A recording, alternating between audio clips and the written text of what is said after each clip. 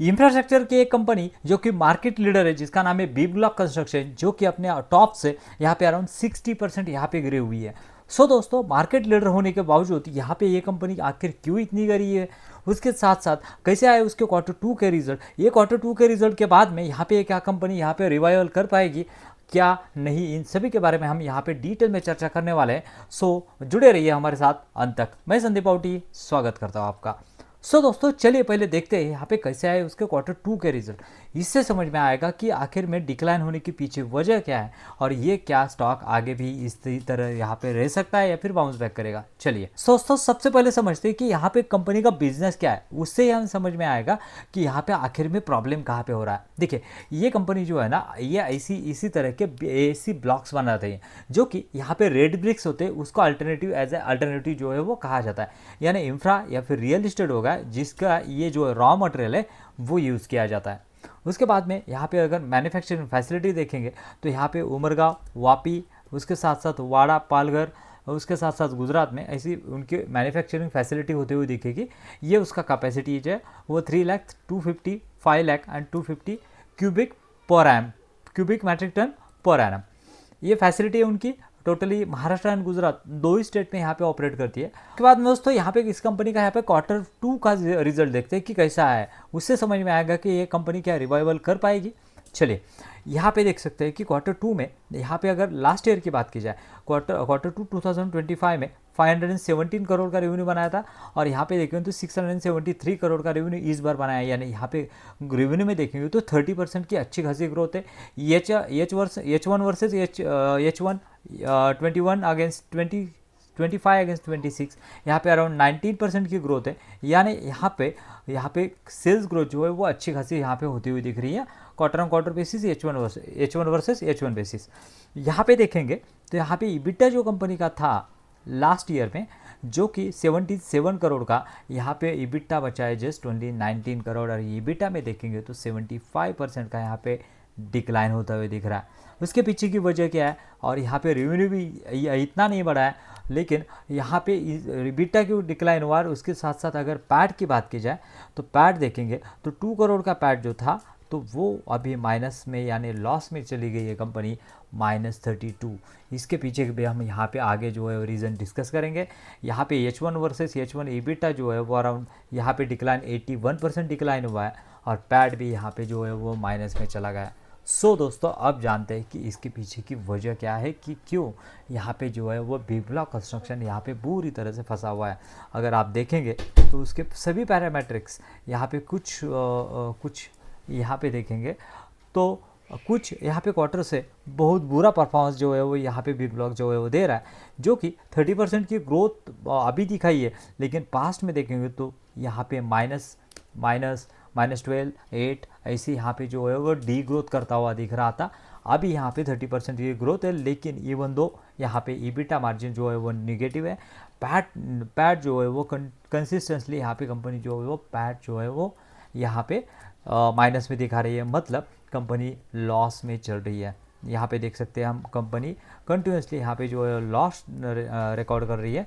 That is the reason यहाँ पे जो है वो कंपनी कंटिन्यूसली 60% के डिस्काउंट पे या फिर 60% के यहाँ पे जो है वो फॉलिंग पे है। उसके बाद में दोस्तों, अब जानते हैं कि आखिर में ऐसी कौन से रीज़न है कि यहाँ पे बिग ब्लॉक कंस्ट्रक्शन बहुत बुरी तरह से यहाँ पे गिरता हुआ दिख रहा है। चलिए दोस्तों, इसके पीछे की अगर वजह जाननी है तो उसके पीछे की मेजर वजह जो है उसमें से एक है यहाँ पे इंफ्रास्ट्रक्चर जो है वो स्लो डाउन होना। मतलब क्या हुआ है ना, यहाँ पे अगर देखेंगे तो रोड हो गया, ब्रिजेस हो गए या फिर कंस्ट्रक्शन हो गया, वो जिस तरह से रैंप अप होना चाहिए था वो इलेक्शन के बाद में उस तरह से रैंप अप नहीं हुआ है।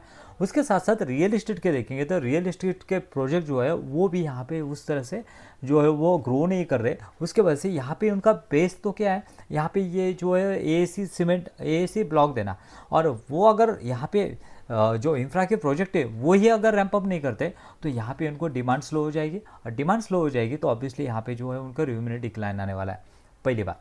दूसरी बात, उनका एक उमरगांव का प्लांट था, वो यहाँ पे उनका जो है वो कैपेसिटी एक्सपेंशन और यहाँ पे मेंटेनेंस में चल रहा था, और मेंटेनेंस में चलने की वजह से यहाँ पे प्रॉपर यूटिलाइज नहीं हुआ। प्रॉपर यूटिलाइज नहीं हुआ तो बाकी के प्लांट के ऊपर उसका प्रेशर आ गया, ऑब्वियसली यूटिलाइजेशन नहीं हुआ तो उसके फिर मार्जिन के ऊपर इम्पैक्ट आया। और वो मार्जिन हमने जैसे देखे, यहाँ पे सेल्स तो 30% हुआ है, लेकिन कंपेरेटिवली मार्जिन देखे तो वो फिर 75% से यहाँ पे ईबिटा मार्जिन जो है वो गिरे हुए, ईबिटा जो है डिक्लाइन हुआ है। और ईबिटा अगर डिक्लाइन होता है तो ऑब्वियसली उसका इम्पैक्ट जो है कंपनी के पैट के ऊपर भी आता है। दोस्तों तीसरी बात अगर जानेंगे ना, तीसरी बात ये है कि मानसून अगर देखेंगे ना, तो मानसून जो है वो मार्च से अभी यानी अक्टूबर तक यहाँ पे मानसून ही चल रहा था।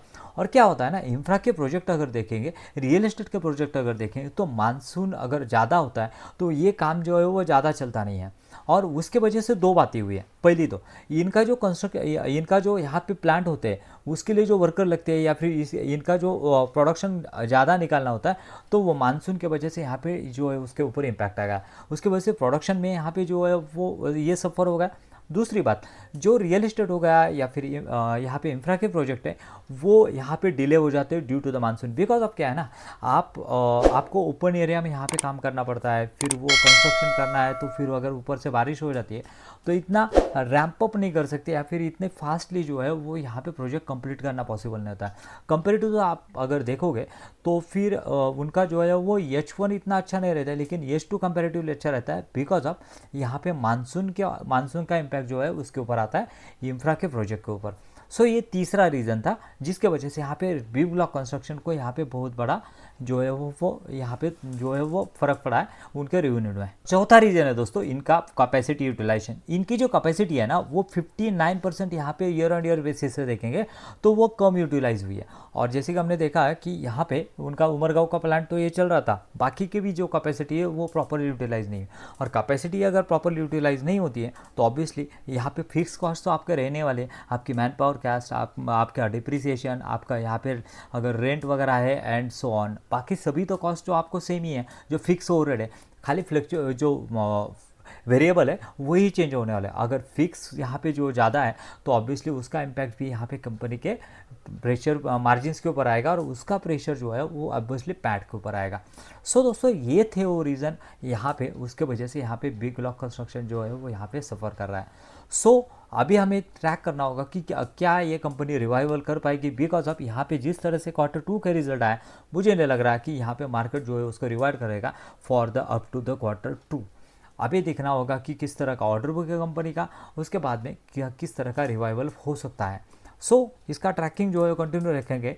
कंपनी तो अच्छी है, मार्केट लीडर है, लेकिन जब तक उसमें ग्रोथ नहीं आती है, उसका मार्जिन्स यहाँ पे जो है वो ये नहीं होते हैं, उसका उमरगांव का प्लांट जो है वो पूरी तरह से यूटिलाइज नहीं होता है, उसके बाद में अभी तो हो गया H1 जो है पूरी तरह से ख़राब हो गया, लेकिन H2 में ये सभी चीज़ें जो अगर सही होती है तो हो सकता है कि आगे जाके कंपनी जो है वो यहाँ पे अच्छा करे। लेकिन यहाँ पे FY 2026 का जो गाइडेंस है वो कंपनी मीट करने में पॉसिबल नहीं होगी, तो ये प्रेशर जो है वो बना रहेगा। ट्रैकिंग इसका कंटिन्यू रखेंगे। मिलते हैं नए वीडियो में। Thank you very much.